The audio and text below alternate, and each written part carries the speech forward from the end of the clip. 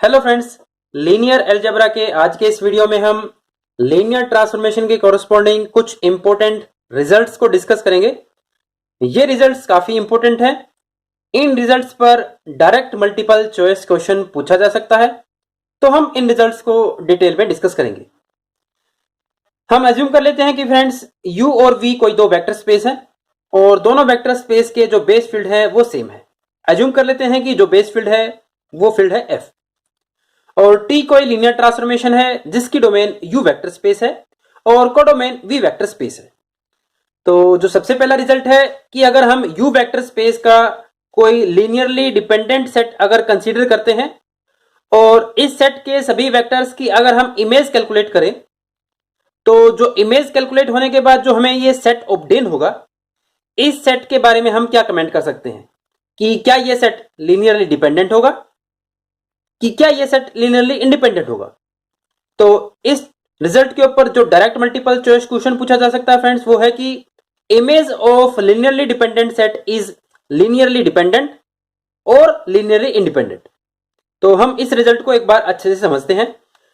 जैसा कि हमें लीनियरली डिपेंडेंट सेट की इमेज को कैलकुलेट करना है, तो जो हमने लीनियरली डिपेंडेंट सेट कंसीडर किया है उसके अंदर हमने वेक्टर एज्यूम कर लिए v1 v2 vn। Linearly dependent की डेफिनेशन को हम अप्लाई करते हैं। हम इस सेट के कोरस्पॉन्डिंग एक लीनियर कॉम्बिनेशन कंसीडर करते हैं alpha 1 v1 alpha 2 v2 plus alpha n vn और इस लीनियर कॉम्बिनेशन को हम एज्यूम करते हैं फ्रेंड्स ये जीरो वेक्टर के इक्वल है। जैसा कि ये सेट लीनियरली डिपेंडेंट है, तो जो ये लीनियर कॉम्बिनेशन हमने जीरो के इक्वल एज्यूम किया है, इसमें जो सारे के सारे स्केलर्स हैं ये सारे के सारे जीरो के इक्वल नहीं होंगे। कम से कम एक ऐसा स्केलर जरूर होगा जो कि नॉन जीरो होगा। तो जैसा कि हमें फाइंड आउट करना है कि लीनियरली डिपेंडेंट सेट की इमेज का जो सेट होगा वो लीनियरली डिपेंडेंट होगा या लीनियरली इंडिपेंडेंट होगा, तो उसको फाइंड आउट करने के लिए हम इस लीनियर कॉम्बिनेशन पर टी लीनियर ट्रांसफॉर्मेशन को अप्लाई करते हैं।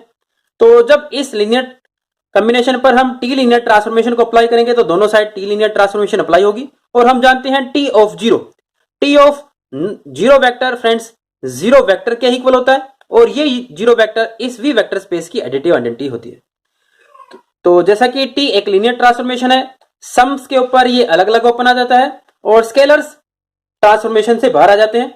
तो जब हम इसको फर्दर ओपन करेंगे तो जो हमें ऑब्टेन होगा फ्रेंड्स उसको हम यहां पर लिखते हैं alpha 1 T v1 plus alpha 2 T v2 plus alpha n T vn is equal to zero vector. तो इस लीनियर कॉम्बिनेशन को अब हम ध्यान से ऑब्जर्व करते हैं। इस लीनियर कॉम्बिनेशन का जो आंसर है वो जीरो वेक्टर है जो कि वी वेक्टर स्पेस की एडिटिव आइडेंटिटी है और इस लीनियर कॉम्बिनेशन में जो वेक्टर यूज हुए हैं फ्रेंड्स वो है T v1 T v2 T vn और हम देख सकते हैं इस लीनियर कॉम्बिनेशन के अंदर स्केलर्स वही यूज हुए हैं जो यहां पर हमने इस लीनियर कॉम्बिनेशन में स्केलर्स यूज किए थे और इस लीनियर कॉम्बिनेशन में सारे के सारे स्केलर्स जीरो नहीं थे, तो ये जो स्केलर्स हैं ये भी सारे के सारे जीरो नहीं होंगे। तो हमने एक स्केलर्स का एक ऐसा सेट फाइंड आउट कर लिया है जिसकी वजह से लीनियर कॉम्बिनेशन जीरो आता है लेकिन वो सारे के सारे स्केलर्स जीरो नहीं है। तो इस बात का मतलब है जो इन वेक्टर्स की इमेज का सेट है वो एक लीनियरली डिपेंडेंट सेट है क्योंकि सारे के सारे स्केलर्स जीरो नहीं है, कम से कम एक ऐसा स्केलर जरूर है जो कि नॉन जीरो है। तो इसी वजह से जो रिजल्ट है लीनियरली डिपेंडेंट सेट की इमेज जब हम टी ट्रांसफॉर्मेशन के कोरस्पॉन्डिंग कैलकुलेट करेंगे तो जो सेट हमें ऑब्टेन होगा फ्रेंड्स वो लीनियरली डिपेंडेंट ही होगा। सबसे पहला हमने रिजल्ट अच्छे से डिस्कस कर लिया। सेकंड रिजल्ट है कि अगर हम यू वेक्टर स्पेस का लीनियरली इंडिपेंडेंट अगर सेट कंसीडर करें और टी अगर कोई लीनियर ट्रांसफॉर्मेशन हो तो लीनियरली इंडिपेंडेंट सेट की जो इमेज आएगी क्या वो सेट भी लीनियरली इंडिपेंडेंट होगा या फिर वो सेट लीनियरली डिपेंडेंट होगा। फ्रेंड्स इस रिजल्ट को याद करना बिल्कुल आसान है। अगर हम टी लीनियर ट्रांसफॉर्मेशन को जीरो ट्रांसफॉर्मेशन कंसीडर कर लेते हैं क्योंकि जीरो मैपिंग एक लीनियर ट्रांसफॉर्मेशन होती है, तो इन सभी वेक्टर्स की जो इमेज होगी जीरो ट्रांसफॉर्मेशन के कोरस्पॉन्डिंग वो फ्रेंड्स होगी जीरो वेक्टर। तो ये सारा का सारा सेट ही जीरो वेक्टर बन जाता है।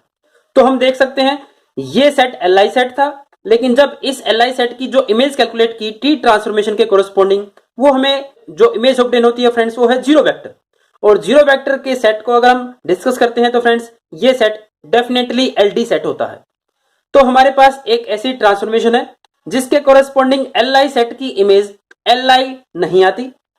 तो जो रिजल्ट है लीनियर ट्रांसफॉर्मेशन के corresponding image of Li set need not be Li set, कि Li सेट की इमेज Li सेट भी हो सकती है और LD सेट भी हो सकती है। तो फ्रेंड्स हमने दो रिजल्ट्स को डिस्कस कर लिया है। लीनियरली डिपेंडेंट सेट की इमेज लीनियरली डिपेंडेंट सेट ही होगी, लीनियरली इंडिपेंडेंट सेट की इमेज लीनियरली इंडिपेंडेंट हो भी सकती है और लीनियरली इंडिपेंडेंट नहीं भी हो सकती। तो इसी रिजल्ट के कॉरेस्पॉन्डिंग जो अभी अभी हमने सेकंड रिजल्ट डिस्कस किया है, इसके कॉरेस्पॉन्डिंग एक और रिजल्ट हम डिस्कस करते हैं कि अगर लीनियर ट्रांसफॉर्मेशन 1-1 हो, अगर टी हमारे पास जो गिवन है अगर वो 1-1 हो, तो उस केस में लीनियरली इंडिपेंडेंट सेट की इमेज फ्रेंड्स लीनियरली इंडिपेंडेंट ही ऑब्टेन होगी। तो हमने तीन रिजल्ट्स को पढ़ लिया है। LD सेट की इमेज LD सेट होगी, Li सेट की इमेज जरूरी नहीं कि Li होगी, वो LD भी हो सकती है, लेकिन अगर लीनियर ट्रांसफॉर्मेशन 1-1 हो तो Li सेट की इमेज डेफिनेटली Li सेट ही होगी। अब फ्रेंड्स प्री इमेज के पार्ट को और डिस्कस करते हैं। जैसा कि हमने इस सेकंड रिजल्ट को डिस्कस किया, वहां पर हमने जीरो ट्रांसफॉर्मेशन को कंसीडर किया कि जीरो ट्रांसफॉर्मेशन के कोरस्पॉन्डिंग सभी Li वेक्टर्स की जो इमेज में ऑब्टेन होगी फ्रेंड्स वो होगी जीरो वेक्टर, और हम जानते हैं जीरो वेक्टर एक LD सेट है। तो LD सेट की अगर हम प्री इमेज कैलकुलेट करें तो फ्रेंड्स हम देख सकते हैं LD सेट की प्री इमेज यहां पर Li है और वो LD भी हो सकती है। जैसा कि अगर हम इन Li सेट की जगह एक सिंगलटन जीरो वेक्टर ही कंसीडर करते तो जीरो ट्रांसफॉर्मेशन जीरो वेक्टर को तो जीरो पर ही मैप करेगी और इन सभी Li वेक्टर्स को भी जीरो पर मैप करेगी। तो प्री इमेज LD सेट की Li भी हो सकती है और वो LD भी हो सकती है। ये हमारा फोर्थ रिजल्ट है कि लीनियरली डिपेंडेंट सेट की जो प्री इमेज है वो LD भी हो सकती है और वो Li भी हो सकती है। अब फ्रेंड्स फिफ्थ रिजल्ट को डिस्कस करते हैं कि अगर T ट्रांसफॉर्मेशन 1-1 हो, T इज 1-1, तो उस केस में LD सेट की प्री इमेज LD सेट ही होगी। Pre image of LD set is LD। ये पॉइंट्स तो फ्रेंड्स इसमें होगा ही। जब हम प्री इमेज को कैलकुलेट करते हैं तो लीनियर ट्रांसफॉर्मेशन को ऑन टू तो होना ही चाहिए, तभी हम वी वेक्टर स्पेस के एलिमेंट्स की प्री इमेज को ऑब्जर्व कर सकते हैं। क्योंकि अगर लीनियर ट्रांसफॉर्मेशन ऑन टू ही नहीं होगी तो जरूरी नहीं है कि जो हमने वेक्टर्स कंसीडर किए हैं उनकी इमेज एग्जिस्ट करती हो। तो ऑन टू तो प्री इमेज के केस में हमें लीनियर ट्रांसफॉर्मेशन होनी ही चाहिए।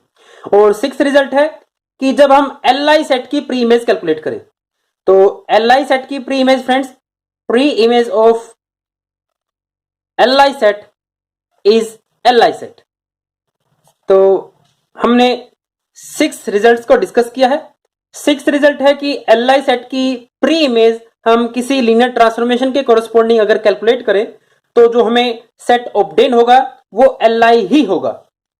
6th रिजल्ट के प्रूफ को हम बड़ी इजीली बुक से समझ सकते हैं कि Li सेट की प्री इमेज हमेशा Li सेट ही होगी। 5th रिजल्ट था फ्रेंड्स LD सेट की प्री इमेज LD सेट होगी अगर लीनियर ट्रांसफॉर्मेशन हमें 1-1 गिवन हो। 4th रिजल्ट है LD सेट की प्री इमेज LD सेट भी हो सकती है और Li सेट भी हो सकती है। तो फ्रेंड्स हमने इन 6 रिजल्ट्स को डिस्कस किया है। आप इन सभी रिजल्ट्स को अच्छे से समझें, इनके प्रूफ को समझें, ताकि आपको इन रिजल्ट्स को याद करने की जरूरत ना पड़े। अगर आप इन रिजल्ट्स को एक बार अच्छे से समझ लेते हैं तो इन रिजल्ट्स पर जब डायरेक्ट मल्टीपल चॉइस क्वेश्चन पूछा जाएगा तो आप उस मल्टीपल चॉइस क्वेश्चन को बिना गलती किए अच्छे से अटेम्प्ट कर सकते हो। Thank you.